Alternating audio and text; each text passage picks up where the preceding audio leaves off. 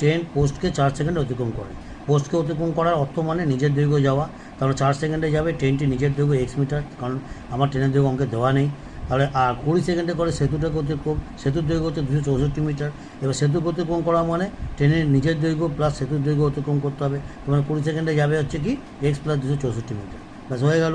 এবার আমরা কী করবো, দুজনের সম্পর্কটা কি না, সময়ের সঙ্গে দূরত্ব সম্পর্ক সরল সম্পর্ক, কারণ সময় বাড়লে দূরত্ব বাড়বে, সময় কমলে দূরত্ব কমবে। ব্যস্ত হলে একটা সোজা একটা উল্টো হবে। যাই হোক, তা প্রথম কথা হচ্ছে এবারে অ্যারোগুলো দিয়ে দাও, এক্স থেকে যদি নিচের দিকে অ্যারো দিই এটাও সমান অ্যারো হবে, যেহেতু সরল সম্পর্ক। তাহলে এক্স বাই এটা লিখবো divided by equal to by 4/20 লিখবো। লেখার পর বর্গমূলন করলে আমার সমাধান করলে এক্সের মান বেরোবে 66 মিটার, যেটা ট্রেনের দৈর্ঘ্য। একটা উত্তর বেরোলো। আর গতিবেগ কী হবে না, পোস্টটাকে অতিক্রম করতে কত 4 সেকেন্ড সময় নিচ্ছে, পোস্টকে অতিক্রম করার ট্রেনের নিজের দৈর্ঘ্য, ট্রেনের নিজের দৈর্ঘ্য বাই 4 সেকেন্ড ডিভাইড করলো, বেরোবে 16.5 মিটার পার সেকেন্ড, এটাই হচ্ছে তার গতিবেগ। এবার এটাকে যদি কিলোমিটার পার আওয়ারে কনভার্ট করতে